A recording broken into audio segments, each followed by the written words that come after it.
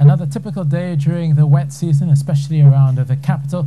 Meanwhile, there's a system brewing out there in the Atlantic, and we're also in July, which is the peak of our wet season. Looking back at June, we had 416 millimeters, and as we get towards July, usually expect 266. So there's more rain to come for this month, and we'll continue that into August as well.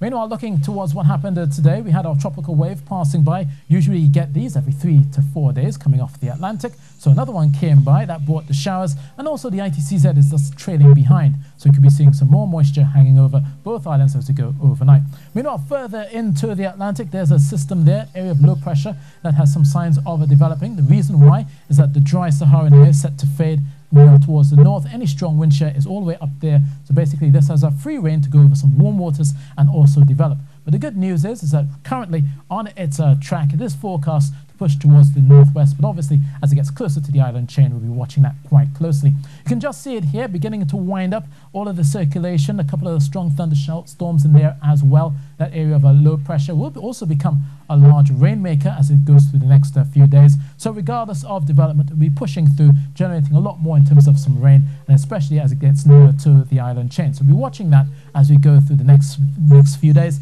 and possibly into the end of this week. So looking then closer towards Trinidad and Tobago, here we'll still see some moisture hanging over Tobago particularly. There's a chance of a couple of showers turning heavy overnight into the first part of the morning. The ITCZ will be hanging around for the most part, so you will still see some dampness, cloudy spells as you go through Tuesday afternoon. Down towards Trinidad, there's also the possibility of those showers developing as you get the daytime heating coming through. And once again, the light winds and the moisture may well trigger a thunder shower or two, especially along the western coastline. So along the Gulf of Paria, do watch out there to see the possibility of some heavier showers coming down towards San Fernando and Point Fortin, as well as in Port of Spain and Diego Martin. Now, temperature-wise, looking at a cool 24 degrees Celsius in Trinidad, 25 in Tobago, 30 is likely to be the high in Tobago under the cloudiness, and it will continue to be rather cloudy and showery as we go through Wednesday. Some brightness may appear through Thursday and Friday, but for the most part, it will remain an unsettled week for both islands. Trinidad will likely see the ITCZ sinking south and returning on Wednesday, so watch out for some heavier downpours there. Now, for mariners heading out, you'll have noticed that once that tropical wave passes, the winds will shift to the southeast, still staying at about 15 to 20 knots, especially in those showers. I'm looking at a moderate chop of 1.5 to 2 meters as you go through the Caribbean and the Atlantic.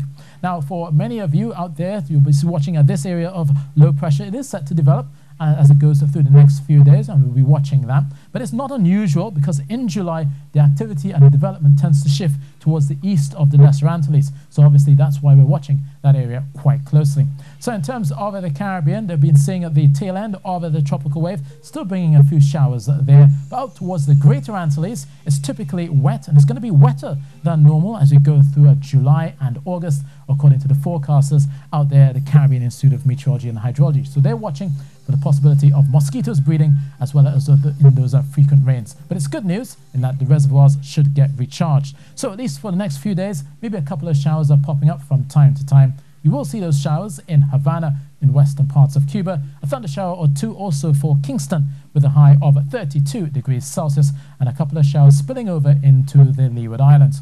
But for the most part, you'll see those showers for Dominica and St. Lucia, no higher than 32 degrees Celsius there. Down towards Barbados, a few early showers as well before things clear, and down towards Georgetown, still some afternoon thunder expected as they go through Tuesday afternoon. So that's your weather, and that's it from me.